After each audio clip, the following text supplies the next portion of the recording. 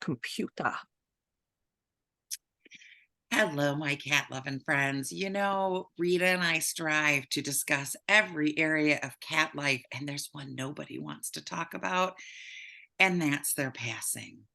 2 weeks ago today, we lost our household dog, Sadie, and yesterday we lost one of our cats who happened to have been a sanctuary cat. The changes we saw in our households, the things that we go through personally, the grief, the questions of when to let go, these are all things we need to discuss. So we're going to brave it today. If you've got a cat, it's inevitable. So let's open up a discussion and take away some of the stigma. We'll be right back after this word from our meowsing sponsor. Welcome back to 19 Cats and Counting. I am your co-host, Linda Hall, here with my gorgeous BFF, who I missed terribly because last week at I this know. time, We were I apart was again. in the room with her. I was And looking now I'm at sad. I was looking at some of the podcasts we did in the same room together. It was so nice to be in the same room. It was a little challenging with speakers and headphones, but we made it work. Yeah, so we made it work, and it was so much fun. And I've missed you terribly, and I only left you 4 days ago. The So upstairs air conditioner's fixed. It's ready. well, 2 rooms, no waiting. I brought my son and his significant other with me on this trip, and they're both talking about moving in with you and leaving me, which I'm really unhappy about. If they'll do my floors and wash my windows, yes, please. That's what you told them, and they're like, free rent for clean. We'll clean. They're on their way. Sure, they can help with integrations. They're responsible for taking our new sanctuary cat, Zuki, we call him, and turning him into somewhat of a loving cat. I say somewhat because he misses Cameron and Crash. I'm sure. And he's okay with me. I had to sit in the stairway last night and coax him to come down. I played with him and the other cats, but if I move too fast, he's back up the stairs waiting in the bed. He's right here right now. Oh, that's amazing. Yeah, Hi, there Zuki. he is. Look at the baby. They said he loves a body pillow. So this is good news. There's one in the other room too. He kind of takes his turn sleeping on that one. He's mostly in there though, because that's where he's waiting Cameron and Crash.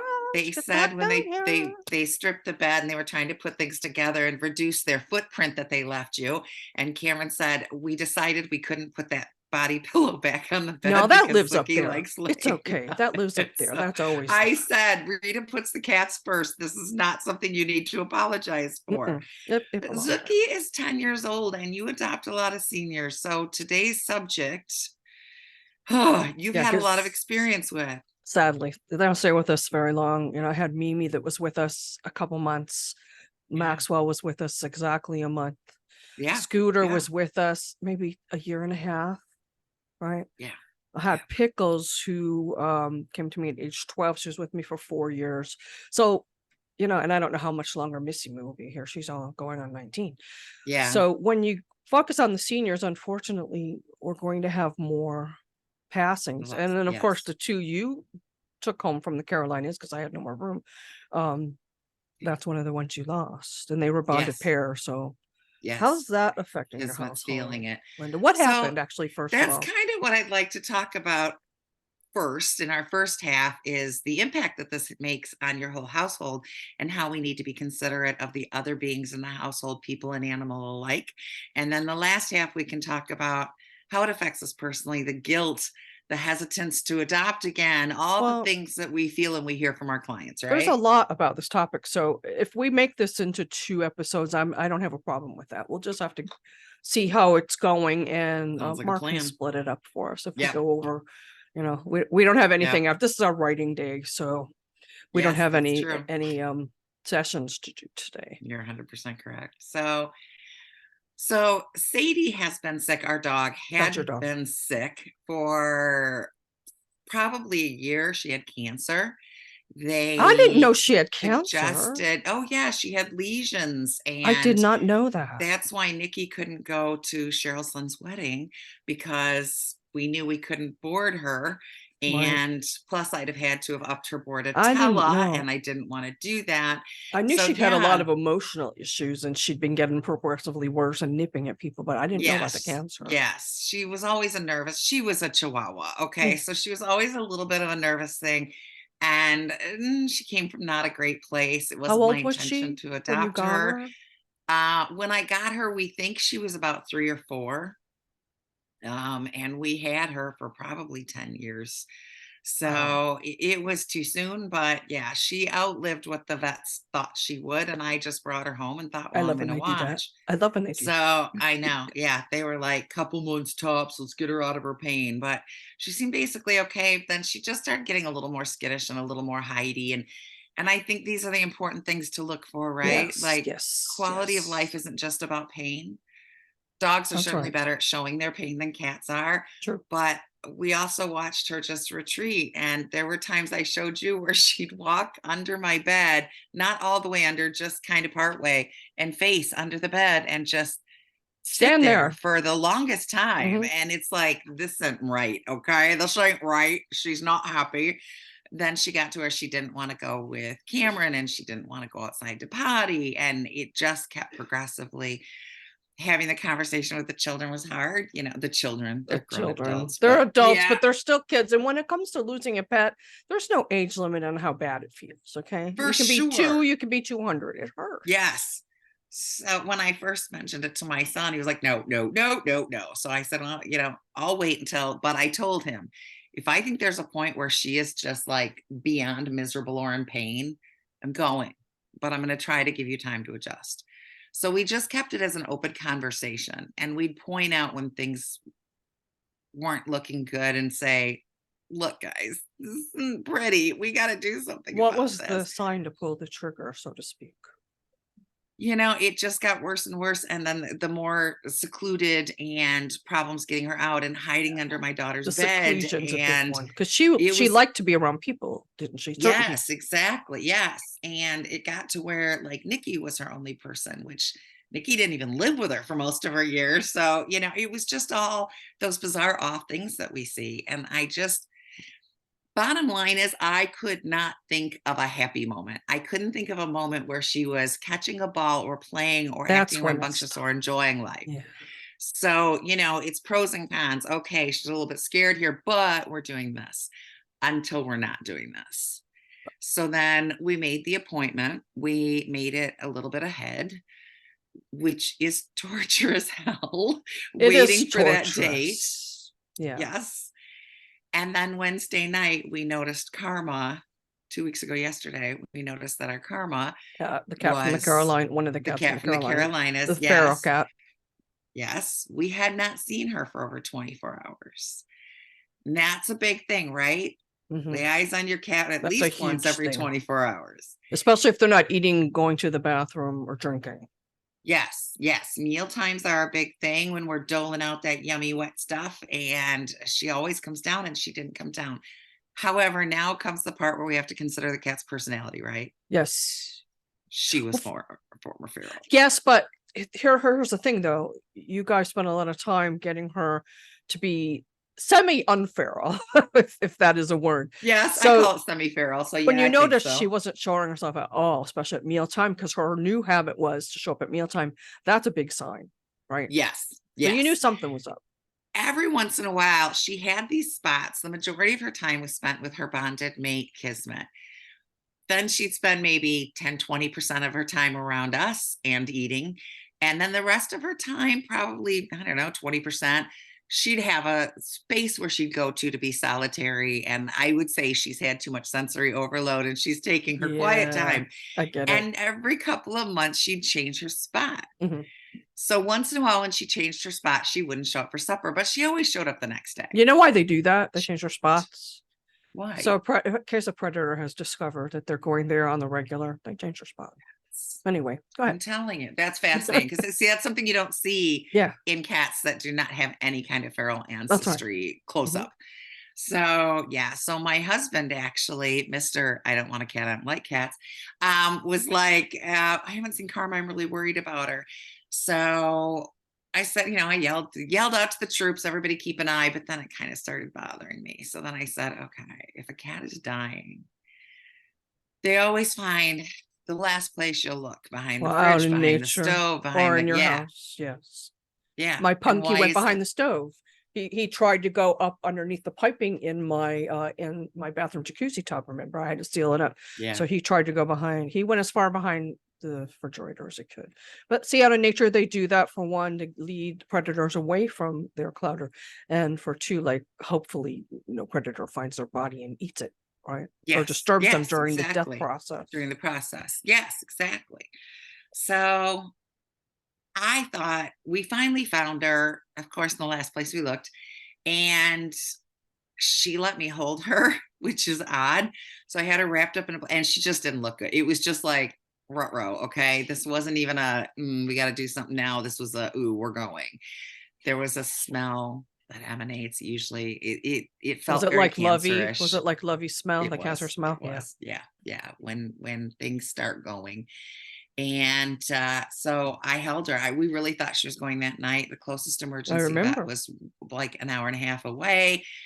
And I didn't want to torture her. If she was going, I was going to let her do it in my arms. So I stayed up until 7:30 in the morning when Brian got home from work.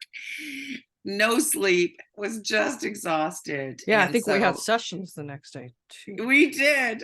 So Brian made her up. She loves boxes in the dining room. So he made her up a box and he put her in there and she stayed in there all day. If you opened the flap to peek in on her, she would close the flap back up. It was the craziest That thing. part was that's amazing. The things Linda, always the behaviorist, right? And maybe to take her mind off what was happening, made note of things that happened along the way. For one, because she knew she wanted to talk about it. And for two, I think it was a distraction, Linda, because there was really nothing you could do for her at that point. Yeah. But if you wanted to take her to the vet to get her euthanized, what happened when you tried to pick up the bra? She flipped out. And that's key to the end story of yesterday too, because she got very upset when we tried to touch her. Well, first I'd like to talk about the other cats. Yes. So that night, obviously the smell, they know that she's night, dying. the first, not last night, but yes, when 2 you weeks first, ago. okay, 2 weeks ago. Yes. Every cat in the house, except Tiger, our grumpy old man, he was not having it. But I'm not surprised. 10 out of 11 other cats came one by one. They walked in very respectfully. They seemed thoughtful. Deadpool, who is a maniacal, crazy, energetic, sometimes jerk, came in so quietly and quietly proceeded and then stopped a couple feet from her and looked at her and sniffed and opened his mouth, which we know the Jacobson organ is in there. So he was really trying to get a sniff. And you kind of heard that snorty, like a snore almost. Yeah. And so, yeah, I'm stuck watching him. And then later he came up closer, sniffed the blanket, never actually touched her, looked at her for a minute, slowly walked away and got off the bed. Slower than I've ever seen. Kismet, her bonded mate, he laid on my daughter and show this picture. Grieved. Show this pictures on your phone you were showing me. Just grieved. They were very bonded. I mean, yin and yang. You didn't see one without the other until she got sick. So yes, 100%. This is very hard on him. And my cats, while you're looking for the photos, I wrote my book, Sadie's Heart, which we'll talk about later. But when Sadie passed, I don't know what happened at home because I wasn't home when she passed. But after, each one of my cats went to the spot where she died and paid their respects and whatever they do. So I'm guessing this must be part of what feral cats do. And I would really love, if you're a feral cat expert and you know a lot about how clutters operate, please contact us at support@catbehavioralliance.com, because we would love to have you on our podcast and discuss more about the natural ways of cats that haven't been exposed to the indoors and how they may or may not parallel what we see. Yes. So this is that night. And he's looking over at Karma. Look how big his pupils are. Yeah. Oh, yeah. They're huge. Yeah. And he just then snuggled into my daughter, who has lost a spouse. So she was relating. There were tears. There was so Well, much he subtext. lost his spouse. Yes, was losing, and he knew it. He never came close enough to touch her. I was on one side of the bed, Nikki was on the other side where my husband sleeps because my husband works third shift. And so Kismet was next to us, but he wouldn't like touch her. Hmm. Most of the cats did not touch her skin or her fur. They more They came don't close want to to the get that blanket. smell on. But each one at a time, and there was no crowding.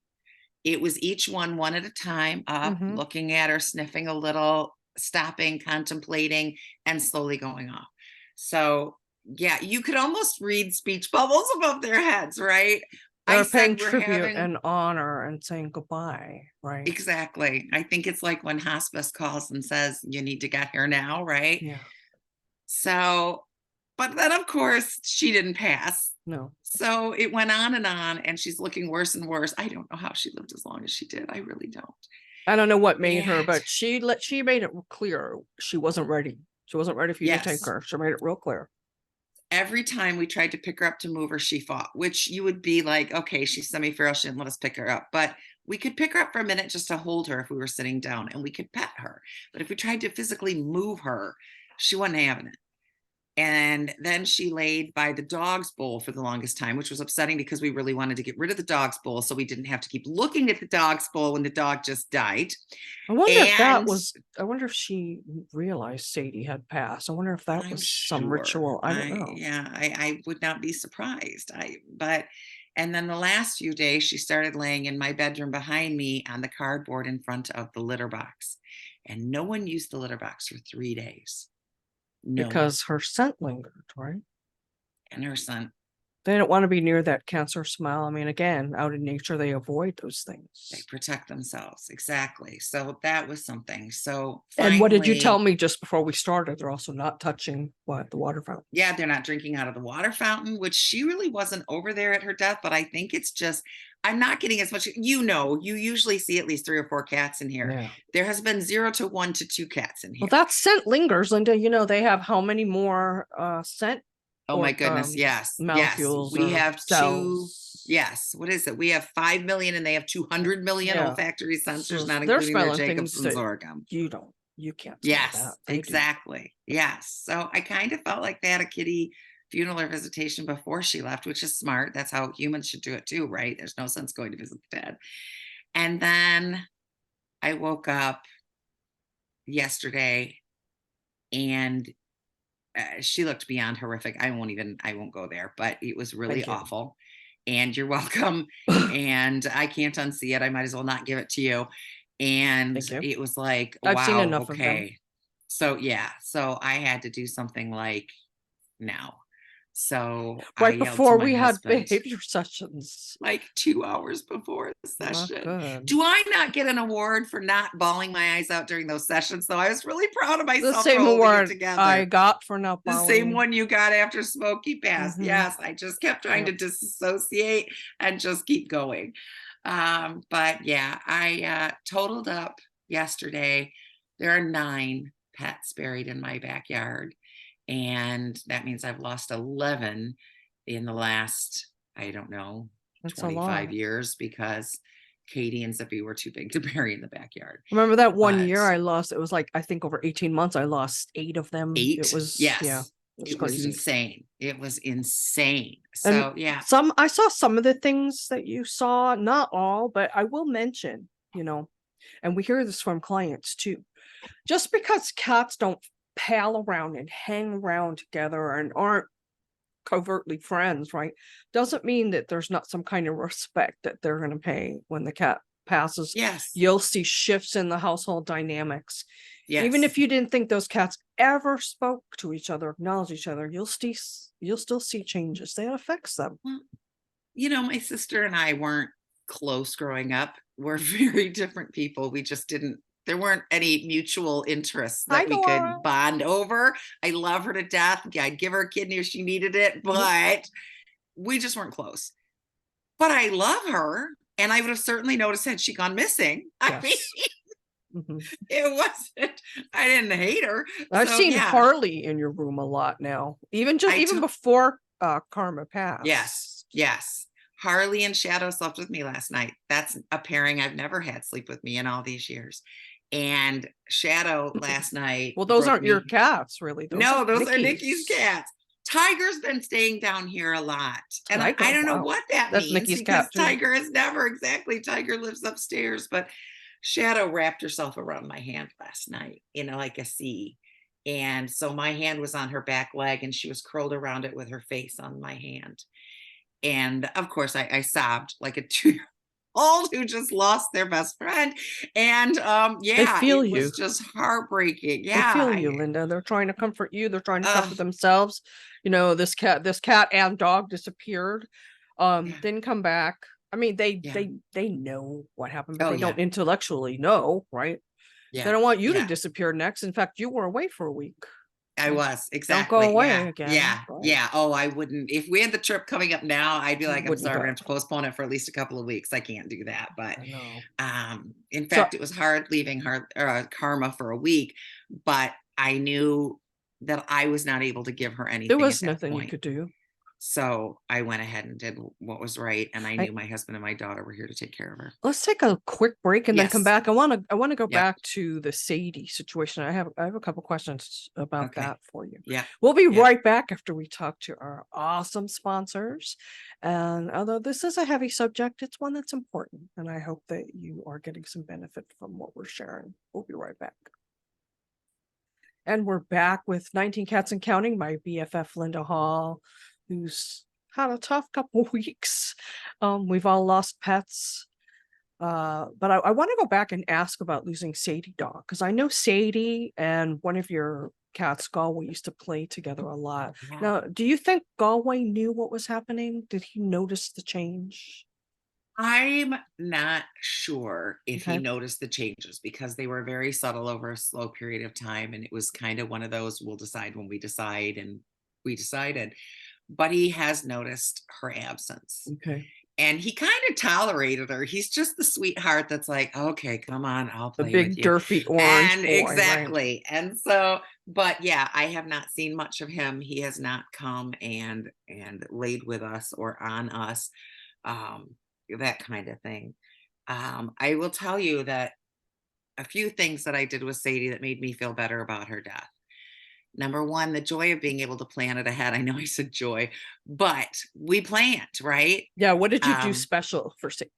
Yeah, Isabel from Covered in Pet Hair. She has an amazing podcast on Pet Life Also on Pet Radio. Life Radio, yes. Yes, she did a series, which was very brave of her to open up about such personal things of what they were doing for their dog for the end of life. And they had all these things planned and they went on these excursions and the dog got special treats. It's so heartbreaking, but I get it. And it helped her children because she has very young children who were Yes. then able to be a part of it. So Sadie we don't do human food. Okay. Once in a great while, if there's a piece of unseasoned chicken or something, I'll toss it It's down. not the best I for them. usually do that at Thanksgiving and Christmas. So they get a little something, provided I have a turkey or something that's safe. But yeah, my animals don't get human food. So she got her very own ice cream cone and she got her very own hamburger that she didn't have to share with anyone. And she kind of was like, wow, I'm in heaven, right? And then the other thing that I did was that Kara from Pet's Eye View. We love thank Kara. you. She has really gotten into us about communication, and I still feel like I'm a fraud or something. But I did what she said. I kind of prayed and centered myself, and I imagined a cord going from me to Sadie, and I sent her love, and I sent her hearts, and I tried to feel my heart sending her love. And then I told her, you're going to take a ride and you're going to get some treats. And then you're going to go to the vet. And I pictured the vet because I know my vet's office, and I pictured the door opening, and I pictured the people, and I pictured the waiting room, and I sent it all to her. And then I talked about there's going to be a little pinch with a shot, but you're going to feel so much better and so sleepy. And you are going to wake up with Sebastian and with all these people that have gone and crossed to the other side. And you are going to play, and you're not going to hurt, and you're not going to be afraid. And I kept telling her this every night. Nice. Sadie was a dog I lost a long time ago. Sadie Katie must be near listening. I'm thinking Sadie seemed excited about the drive. She used to go for rides with us all the time, but the last couple of times the kids have tried, she's pooped in their car, and they don't love that. So Poor she hasn't thought. gotten a lot of car rides. She didn't poop in the car. Her nurse did She not take wasn't over. scared. She wagged her tail. She was happy to see the vet. She didn't seem upset about going. And even after we got her back to bury her in the yard, she didn't look like most of my animals do. Her ears were really perked up and she looked excited and happy. And I feel like it helped. You did. You did. I just, again, I wasn't raised with ideas like this, so it's very hard for me, but I really feel like that bought us some extra help. Well, even if she received the messages, and even if she didn't, the energy you were sending her, she got that, right? Yeah. So it helped you, it Yeah. helped her. And we know she's with Sebastian and probably some other people up in heaven, like your late husband, my Dan. former husband. Yes, exactly. He was a There's dog so many. lover. Oh, without a doubt. Without a doubt. And Katie dog probably too. Yes. So that's one type of death when we plan this euthanasia. With Karma, I tried to do hospice. That was so I tried to allow her to stay home. Hi, Sooty. Because I felt that's what she wanted. It was for a while.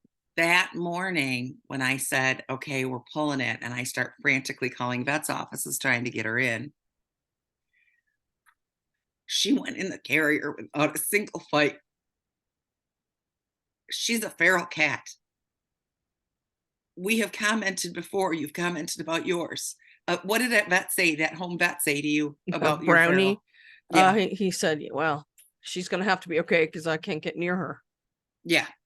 So Karma didn't get a lot of the regular vets and teeth cleanings, and because neither does Brownie or Picasso. It simply wasn't possible. I decided the day I brought her home that I would give her a home and be safe. And if she never loved me, that was okay. She was Kismet's cat. Now, I did end up getting the love. I did. Yeah, it took a while, but you did. But I think we're going to try. I think we're going to turn this into a two-parter. Yeah, she went in. There's a death that I haven't had that you have. I don't know if you can do this, where they've died suddenly in front of you, or you've come in to found them dead. Can you talk about that at all? I've had a couple of those. Which one do you talk about first? Well, the ones, That's up to you. Colby was 5-year-old, orange and white, totally healthy. I was upstairs with him one day and I was feeding everyone, and he just let out this right, and he fell over, and I'm like, I don't know what the heck's going on. My cell phone's downstairs. I go running downstairs to get my cell phone to call Faulkner's office, see if I can bring him in. He comes following me down the stairs, collapsed in my living room and died. Long story short, he had an embolism. Totally not expected. 5 years old. No, young cat, best cat. Love that cat. Love that cat. Although the cat was a pickpocket, but other than that, he it was. Perfect. He liked to steal things out of Aunt Linda's purse. He was a sweetheart. He's in one of the first sets of videos I did back when Petcha.com before they got bought by Chewy. Those are on our website in our clubhouse. Yeah. But then there's Abby. He was 14-year-old Maine Coon. I got her when she was 5, and again, she was perfectly fine. And then she was just kind of standing there looking odd, like catatonic one evening. And I'm like, what's wrong? And I picked her up and she peed and pooped all over my lap, and it was so stinky. And I put her down to just go wipe myself off. By the time I got back, she had crawled into a cardboard Chewy box and died. I had to have a autopsy done because I didn't know if she had cancer. It was really bad. So there was never a symptom from her, never a symptom from Colby either. Colby's was a sudden onset thing. Abby had been sick for a while and covered it up because that's what cats do. Yeah. And then of course I've had the ones that are going to die, like Lovey with the cancer, Cupcake with the cancer, Smokey with the liver disease and kidney issues, blah blah blah, on and on and on and on. Yeah. But the ones where I've had to make the decision, like Tinkerbell suddenly went her back legs wouldn't work. Yeah. And yeah, she had cancer back there in her hip area, and I had to make that decision. It's so difficult, and Ca- there's guilt. I was surprised. Yes. I remember very vividly when Abby died. I don't know if you had tried to call me and couldn't get a hold of me, I but I called was running Jane, but into I was another yeah, yeah, I think I couldn't get to you for I some was reason. running into another room and I saw this text and it said Abby's gone. And I'm like, excuse me, what? And I called you and I remember the shock. And then I remember so vividly you beating yourself up. What did I miss? What did I do wrong? Oh my gosh, what did I miss? What did I miss? And I remember thinking, you have done this a million times. You've It been the doesn't cat matter. lady for so long. Each Rita. one's like the first time. It doesn't matter. It's true. Exactly. And you beat yourself up. Yes. And yeah, well, unlike, I waited a little too long with Lovey. I just had I had a hard time with that one. We thought we had him saved because he had one cancer lump, and Dr. Glenn did such a fabulous job. He had to draw me a diagram of how he had to cut it to get it out so he could still keep the leg. Yeah. And then he had more in his system, different type of cancer, right? Yeah. I remember you looked up the types, and Yes, they were different. It was a different type. Yes. There was something else I want to talk about. Like, can I talk about for a second, Tinkerbell? Yeah. When I took Tinkerbell to Care Charlotte, which is fabulous, by the way. I love them. I especially love their neurological veterinarian, Dr. Farber. She's awesome. She's awesome. So I took her. I was going to leave her there for observation, and on the way home, they called me and they're like, "No, turn around. We're gonna have to, it pretty much wasn't a decision. I had to do it." And they let me, this is the only time I've experienced this. They let me hold her and be with her in this room that had a button on the wall. And they said, just press that button when you're ready, whenever you're ready. So I was holding Tinkerbell and she kept reaching for that button. She kept staring at the button and reaching over for the button. She wanted to go. She was telling me, I want to go. So I finally hit it, and that was bizarre to me. Like, how the heck could she even know what that meant? How did all those cats know to come say goodbye to Karma? I mean, I know. They know a lot more than we give them credit for. But I think if I were to give the biggest takeaways, very briefly, when Lovey was getting so sick, I came to visit you and was surprised. When it grows slowly, you don't notice it. I walk into the house and I got hit by that smell. Yeah, and like cancer. Lovey came to me that night and laid on my chest and looked into my eyes, and I just felt it. And I said, I'll talk to Mom. It's okay. She had a hard time being ready. She doesn't know. And Lovey wasn't. He was one of those. He was a semi-feral kind of shy. He wasn't one that cuddled up with Linda. So I was not bonded with that cat until that day, which thanks a lot, Lovey. So then what happened at the vet? You went ahead and made the euthanasia. So I just wanted to be there to support you. This is not my cat. So I'm sitting in the chairs. I've done too many of these alone. I know. You and Jane have both helped me through a lot of these. Really happy to be there. I really was. As awful as that sounds, I was really happy to be able to be there for you. I was happy. So I'm in the chairs against the wall, and you're standing pretty much right in front of me. I mean, I could have weak at your behind there, and standing at the table. Lovey's on the table. Doctor's on one side. You're on the other. And I am focusing on you. I'm watching your back to see if there's quivers. Should I touch you? I'm ready to do what you need. And you said to me, Lovey wants you here. He was reaching around me to get to Linda. You wanted us both up there. Yeah. So I felt incredibly honored. And I stood up. It was awful. I'll never get over it. I was still mad at Lovey. I'm still mad at Lovey for making you love me him, fall in love, and then reaching out for me at his death. But it made Lovey feel better and more comforted, and he wanted both the people he was loving on. It helps that I have an awesome vet too, who's very compassionate, and I could tell he was feeling it during that one. Could you tell? Have the best vet. Oh yeah, you have the best vet. Yeah, he tried really hard to save Lovey. He tried so hard. He did. If Lovey could have been saved, I believe Dr. Glenn would have done it. Yes. But, so I think this is number one takeaway. If you have to euthanize them, please don't drop them and go. Your animal needs you to comfort them and tell them it's okay. It was the worst during COVID when people had to do that. They couldn't go in and be with their cats. They couldn't go in and be with their humans, let alone their cats. There's still a vet here in Defiance that won't let you in there. Don't go there. Your cat or dog or parrot or lizard or whatever you have, they need you there. I've read some of these articles about it, and the vet techs are like the animals looking around for you. They're in a strange situation. They're scared. They don't know what's happening. They want you there. You got to do it for them. Do I want to be there? Did I want to watch my cats be euthanized? Hell no. I didn't want to be there. But you love them. You do it for them. Exactly. Yeah. I didn't want anything to do with it. But yeah, I was there. And then initially for you, and then I found out that Lovey wanted me there, which that warmed him even further into my heart. Like, you turkey. Now I really love you. Now we're gonna say goodbye. Can you talk about what happened when you had to put your Katie dog down, the one that you had with your husband, Dan, before he died? Katie was a black lab mix, and she was, in my opinion, the perfect dog. Y'all know I'm more of a cat person than a dog person, but I would take a Sadie over and over and over again if such an animal existed. A Katie? She was just perfect. A Katie dog. A Katie dog. She was the perfect dog. She was definitely my husband's love. She was a family dog. She wasn't one that chose one human. However, my husband was her person. He was the master. Dogs need a master. They need a leader. Cats do not. Yes. Yes.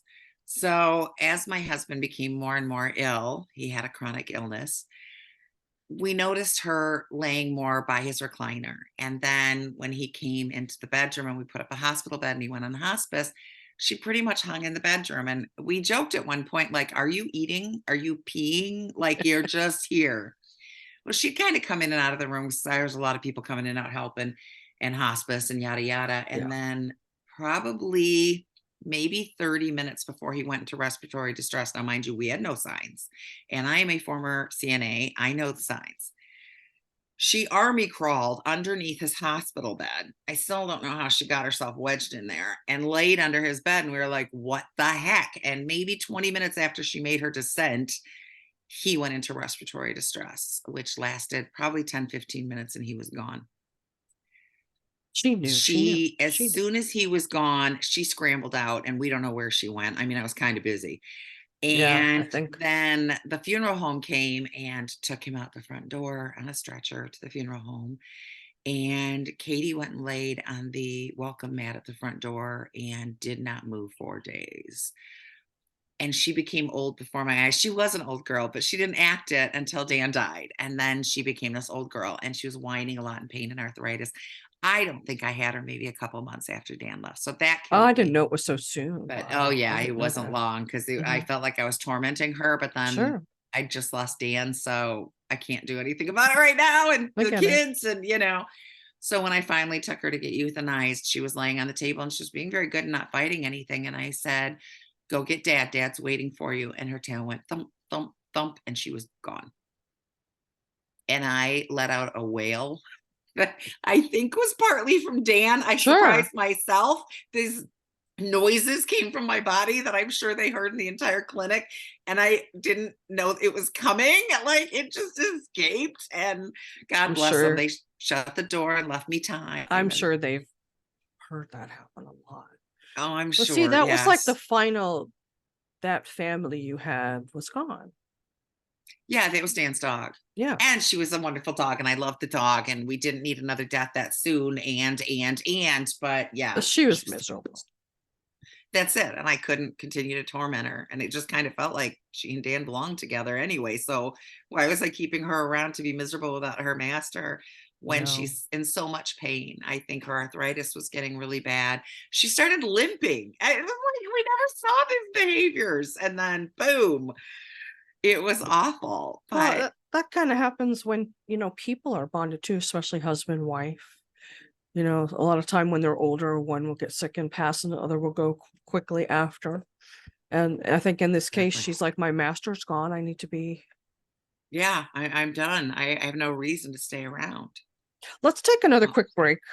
Because I would like to also talk about some things like things that I wrote about in my book, Sadie's Heart. Yes. Advocating for your pet, etc. Yes. We'll be right back after this message from our awesome sponsor. And we're back again with 19 Cats and Counting and my BFF, Linda Hall, and we are talking about grief over losing a pet, making the decision, the guilt we feel, And I think this is going to end up being a two-part show. So we just took another break. I would like to talk about a few things, one of which being, we'll get into the other one in a minute, but people that minimize the grief you're feeling over the loss of a pet. And then people start feeling guilty that they feel sad for so long, right? Linda, Yes. have you experienced this yourself? I know a lot of our clients. Oh my goodness, yes. I think, there are people who just don't understand the idea of a pet. Like I've had pets like fish that I enjoy, but I do not have a personal relationship with and don't love. And there are people, I don't know how, who consider cats and dogs on that same plane. I mean, I have respect for the fish's lives. I get it. They're sentient, but you can't have a we're not bonding. We're not bonding. There may be people out there who can. I did not find that a thing. I don't enjoyed send them. letters. I know. I enjoyed them. I cared for them. I respected them. I was not in love with them the way I'm in love with these. So there are people that just will consider, you'll say your cat or dog died. It's like your fish died, and they don't get it. For me, it's like my child died. I don't have human children. They are my children. A lot of people are insulted by that who have children, but Linda has children, and I am not insulted by it. I consider it like adopting a child. You bring this living sentient being in your home, and you promise to care for them and meet their needs and put them ahead of yourself. I don't see that as incredibly different from adopting a human child. Cats are not humans. Don't start on me. I know this. I'm a behaviorist, but no more letters. But in regards to my commitment for them and my life with them, it's the same. Yeah. And they're here. They're on my back. They're a part of my, so when they're gone, it's something I notice. I have certain cats who tend to me when I'm sad. But most bosses are not going to give you a week to grieve your animal, which they just don't get it, right? I spent a week in bed after I lost Sadie. Oh, I know you did. My book Sadie's Heart. Yes. I'll put the link in. Please purchase a copy. All proceeds go towards the building of the Carolina Cat Sanctuary for senior and special needs cats and kittens. So I have to tell you, when you wrote the book. Go ahead. Go ahead. I'll talk about the week in bed after. Go ahead. When you wrote the book, you saw it as a grief resource. First, it was a catharsis for you. Yeah. And then you saw it as a grief resource, which it is. But I kept saying to you, this is so much more. Sadie was itty bitty, and they wanted to euthanize her because she had ventral septal defect, right? And she wouldn't live 6 months. That's what they told me. She would be almost 7 years old, by the way. Boo boo. So first of all, I want to ask you, when the vet says to you, we need to euthanize, what happens inside of you that makes you end up walking outside the door with the cat and not euthanizing? Well, there was a couple things. First, my first vet who diagnosed her, Dr. Margaret Roberts, whom I love, in Greenville, South Carolina. She asked me, where did you get this cat? Can you give it back? And I said, no, she's my cat. Why? She said, good, that's what I wanted to know. And then she told me. And then she gave me the name of a couple of vet specialists. And I went in, and they told me, she's got VSD, ventral septal defect. She won't live past 6 months. They're usually out in nature. They die immediately. So you might as well euthanize her. And I said, I'm not going to euthanize her. She's this happy kitten who's running around. She's got all this energy. She was small for her age. I didn't walk out because that clinic was really the only one in Greenville at the time that knew anything about VSD, right? So I nagged the CRAP out of them, getting medicines. They put her on blood pressure medication. She wouldn't take they told me not to let her get excited. Okay. She's a little kitty that, climbs the curtain rods and she's up on top of the kitten. Exactly. What am I going to do? Calm. Good luck with that. So then I'm chasing her around trying to give her this pill. I'm like, don't you have another delivery method? So we tried flavored treats. No. We tried flavored chicken flavor, tuna flavored liquid. No. She ran so much it was hurting her more to try to give it to her. I did research at the time. Ear gel was not popular. The transdermals that you put on the ear But I begged, and he said, well, it's not as effective. I said, well, she's not getting it, so it's got to be more effective than not getting it. Something's But I better had than to nothing. beg. And way back then, there was a pharmacy in Texas that did this compounding. They were like the only one. So I had to order it mail order, right? I just kept advocating for, what else can I do? What can I try? I think the vet thought I was in love with him or something, because I kept calling him and calling him and calling him. And no, I don't even remember his name. Sorry, I don't even remember your name. And then every vet, then I moved to LA, and every vet that saw Sadie after I moved, they're like, how is this cat alive? I'm like, I don't know. One vet, Dr. Bell, I don't remember his first name. He said, the only explanation I have is love. That's keeping her alive. So the lesson here is what, Linda? Advocate and trust your gut and get a second opinion if you aren't sure. Look, most vets are amazing. We personally know so many. Your Dr. Glenn, when I moved to South Carolina, will be my vet. We adore exactly. All the other vets at Faulkner's are wonderful too. I just happen to have a special Yes. relationship with him because I'm there so much. Yes, and I know him through my mom too, who ran the Humane Society here, and I had 8 dogs, now has 5.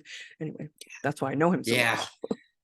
But there are vets who see things, and if you're not comfortable with it, we've had people given a cancer diagnosis and there wasn't cancer. No, my friend Iris's cat, they told her Cinderella had cancer because they didn't know what else it would be, and she called me. She's like, they're telling me to euthanize her. She had asthma. We knew this. They had to put her in the hyperbaric, oxygen thing. And then of course, it happened on a weekend when our vet there, Dr. Rayner, wasn't available. He called them up when she got him I said, no, you're not going to euthanize this cat. Dr. Rayner's back in the office tomorrow. Just wait. And she was fine. And he called the office and reamed them out. Don't you ever tell a patient of mine. He sent him all the proof that the cat had asthma and just needed some oxygen treatment. Anyway. Yeah. And then they live. And it's not the only time we've heard it. So it's a teaching vet hospital. That's the problem. But we digress. Trusting your gut, Yes. I just knew when it was time with Sadie, and the kids had come to the conclusion too. There are a couple that I've probably waited too long. I'm not gonna lie, especially Latte. But I waited too long with Lovey. We do it. But we do the best that we can. And Latte had cancer. Again, it wouldn't be but a couple of months. It's a fast growing cancer. You should euthanize. I'm not euthanizing right now. Sure, I will, but not right now, because she was still giving a lot of love and being herself. I slowly watched, okay, she couldn't climb the stairs anymore, but she could still get up on the couch. Okay, she's starting to lay on the floor, but she's still, I can still pick her up and love her. What happened when your mom came home from Florida? My parents were wintering in Florida at the time, and they came home, and my mother took a look at Latte, and this tumor on her hip had grown the size of her head. But again, it's slow. I don't notice it. It doesn't. I know it's there. Just like with Lovey. I didn't know how bad it got. So my mother comes from Florida and looks at the cat and says, Linda Sue. And said, when the Sue is in there, Linda's in trouble. Linda Sue. Exactly. And I was like, I know. Shh. I don't want to hear it right now. And then one day I found her to the table in absolute misery. And I knew that I had waited too long, but I rushed and I solved the problem. And I sat there apologizing to her. But we all do the best we can. Well, what's ironic is Jane, who was working with us at Just for Cats at the time, her cat was going through the exact same thing. I think hers died a week before, which was a fairly rare one. Yes, they were very close together. It's hard to let them go. Because here's the big thing is, at least this is how I feel. I don't want to cheat them out of a day that they're entitled to. But I don't want them to suffer a day longer than they need to. And finding that perfect time, there is no perfect time. And yes, you got to listen to your cat or dog and your gut. Yes, thank you. It's there, if you're lucky enough to hit the perfect time, great. I'm not sure if we waited too long with Sadie. We probably did a little bit, but she still found comfort in my daughter, and the kids weren't ready, and I left it to go, and I'm not unhappy. But when you did it, she was having no quality of life. Exactly. Oh, exactly. Yes.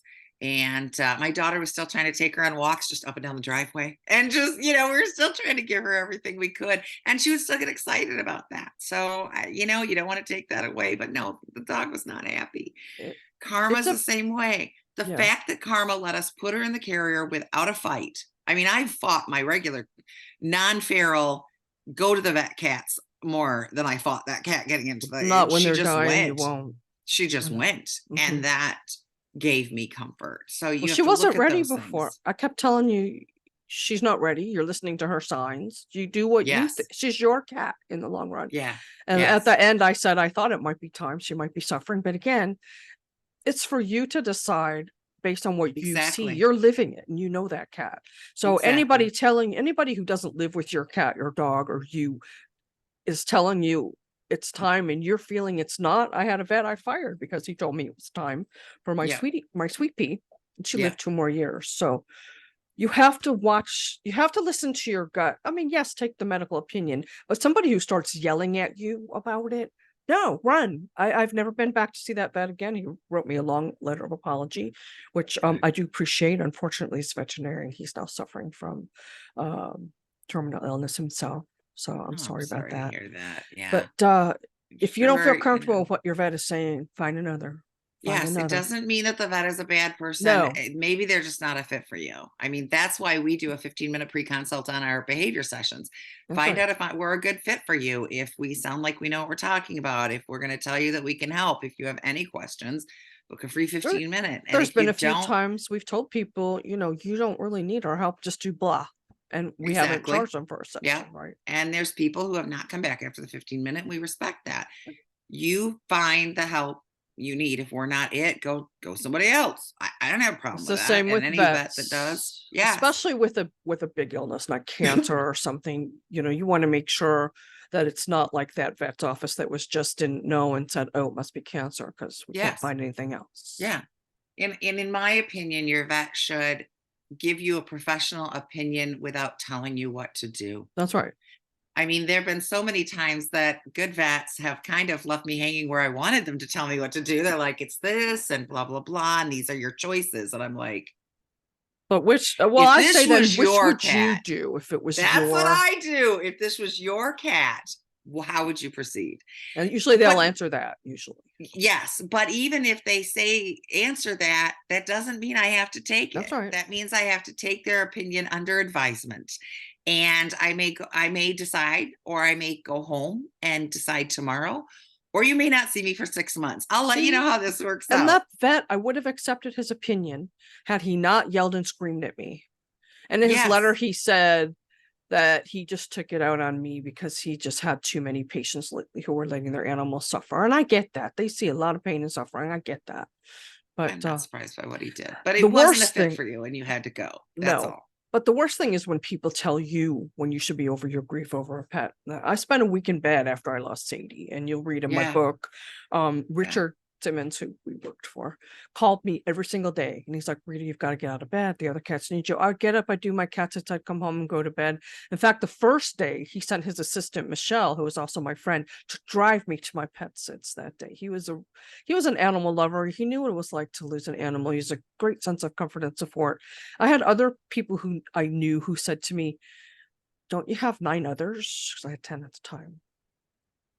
One doesn't replace the other. You lose a child. Okay, so don't you have others? No. That's what I was just thinking. Like, I've given birth 3 times and I've raised a few stepkids. And, if one of my children should die, I wouldn't be like, oh, well, I've still got Nikki and Cameron, right? Like, no, they're all important to me. They're all my children and I love them all.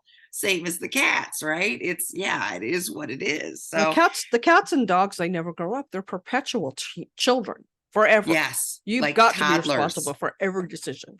Yes. Yes.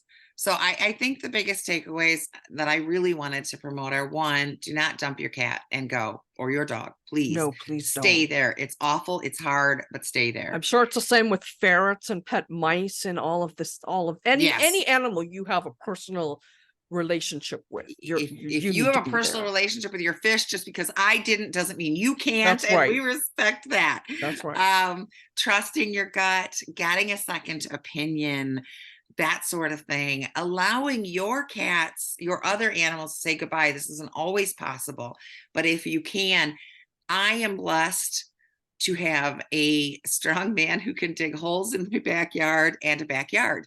So you had an apartment, now you have a house, but you don't have the muscles. My So backyard's mostly rocks and that's true too. I wouldn't tree even want to try to dig, branches. Yeah. but it made me feel good to bring them home and wrap them in their favorite blanket and bury them. And I'm making headstones. Tell them about what you buried Sadie in and why. Your Sadie about dog. the blanket. Yeah. No. Well, that's cute too, but no, the polka dots. Oh yeah. When we were talking to Kara from Pet's Eye View, she did some communication with Sadie, and she told us that Sadie missed wearing this pink with white polka dots. And yeah, we used to dress the dog up. It had been 9-10 years. I didn't know she wanted. So I went out and I bought her a pink scarf, and she pranced around in that thing. And when they were getting ready to bury her, my son took her collar off, and I yelled at him, sorry, Cameron, don't take that off. And he's like, it's just a collar. And I said, oh, okay, but don't take the scarf off. Like, I just needed her. It made me feel better to bury her. I'm sure she didn't care, but it made me feel better. And you know what? That's okay. If it makes you feel better. My daughter went to the store and bought a pretty fuzzy pink blanket with, I think it had unicorns on it, to wrap her in and let her have it the night before and let her go to the vet with it. And then she was buried in it. I will give you, I'm sorry, dark humor is a thing of mine, but I will tell you, when she got home with the blanket, we were taking the label off and we realized it was a glow in the dark blanket. And that just took a whole new turn for burying her with the nightlight. But regardless of that fact, you've got to find levity. Come on. Right. It's too serious. You've got to find things to laugh at. I have a million blankets in this house. I really do have a lot of them. I have a whole chest of them in the living room for your couch pleasure. I've got them everywhere. Yeah, I do too.